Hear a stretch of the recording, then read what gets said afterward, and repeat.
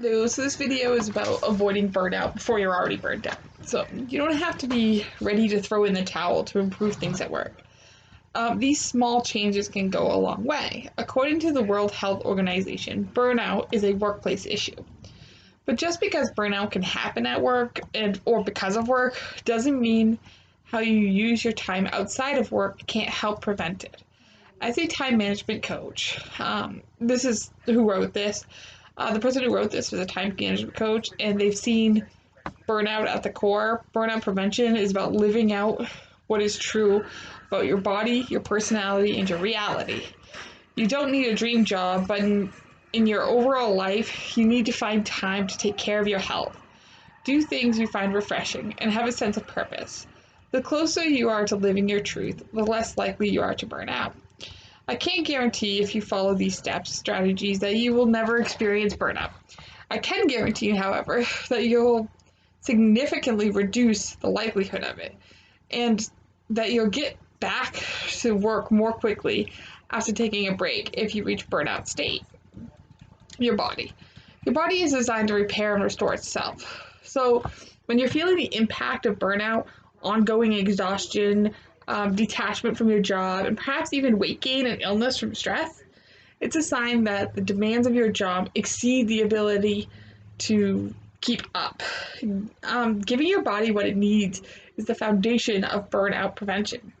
You can help reduce the energy depletion associated with burnout and facilitate restoration by prioritizing three universal core needs: sleeping, eating, and moving.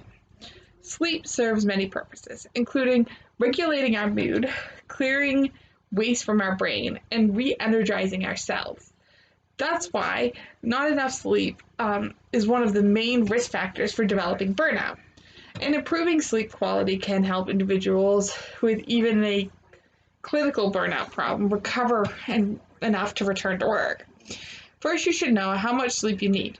The National Sleep Foundation recommends between 7 and 9 hours of sleep for most adults, but that could mean as little as 6 hours to as many as 10 depending on your needs. The goal is to get the point where you feel alert most of the day. And as a bonus, you'll likely feel happier too, which can reduce your chance of the cynicism associated with burnout. Getting more sleep is pretty basic math. You can either go to bed earlier, get up later, or do both. If you tend to lose track of time, set an alarm to remind yourself to turn off your electronic devices and wind down for at least 30 minutes before your bedtime. In that moment, you'll likely feel tempted to stay up longer. One strategy to motivate yourself to get to bed is to remind just how bad it feels when you're exhausted, and then how good it feels when you've had enough rest.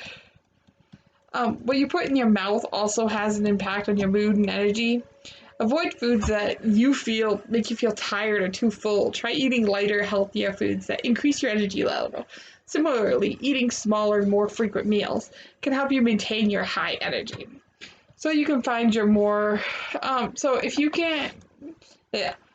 find that you're more negative about your job at certain times of the day, you may want to assess whether you need to eat more frequently. Before working with me, some of my coaching clients would forget to eat and found that their energy levels was dragging by mid-afternoon.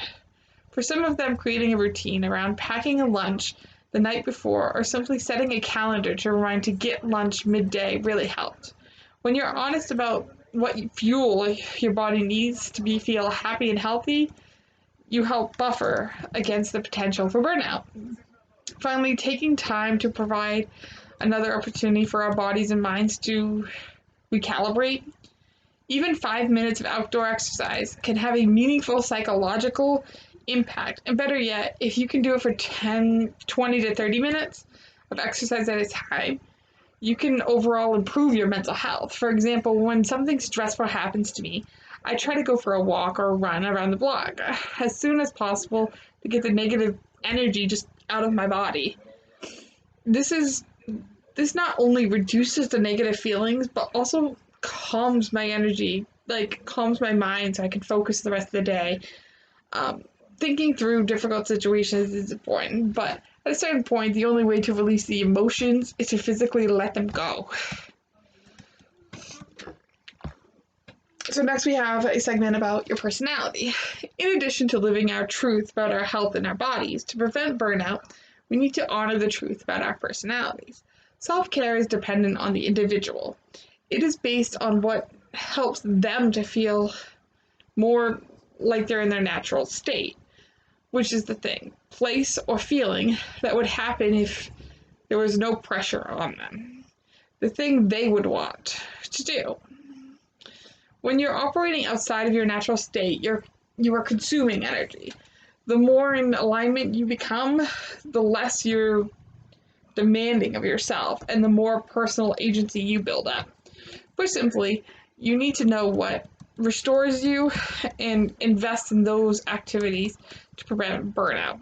But what fulfills these needs for you may look different than what fulfills those needs for someone else. For example, someone who is a highly extroverted may need to hang out with friends or family on a daily basis after work to buffer against burnout. Someone who is highly introverted, on the other hand, may require time alone to recharge. One introverted homeschooling mom I know starts and finishes each day with deep breathing and makes sure at least once a week to do something on her own, such as journaling, gardening, crafting, or hiking. Or the differences in what you need may vary based on your core motivations. So, I'm not wrong and you're not wrong. We're all just different. As Mr. Bogue stated, the more you know what truly aligns with you, who you are, and honor that need, the less drained you will feel and the less likely you will to burn out. So finally, the third element of burnout prevention, which is your reality. It's to live the truth of your work situation reality. What you can actually change and where you will need to find alternative sources to meet your needs. According to Areas of Work-Life Model, workload is only one of the 6 contributors to burnout. Control, reward, fairness, community, and values are the other 5 elements. These other contributors revolve around feeling supported, appreciated, and safe.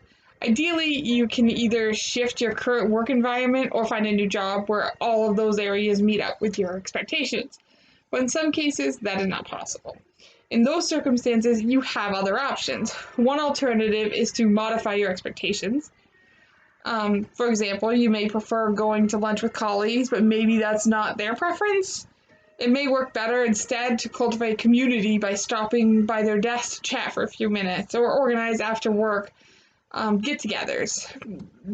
Or maybe you prefer that your boss verbally affirms you every time you complete a large task, but maybe that's not his style. You can learn to appreciate that he gives you good annual reviews and respects your opinion in meetings. Another alternative is to stop expecting satisfaction in these areas within your job and instead seek opportunities outside of work that fulfill core needs. For example, maybe you volunteer with an organization where you feel appreciated. Find the activities intrinsically rewarding, have values, alignment, and a strong sense of community, or maybe you invest your time in your family and friends, cultivating a feeling of belonging.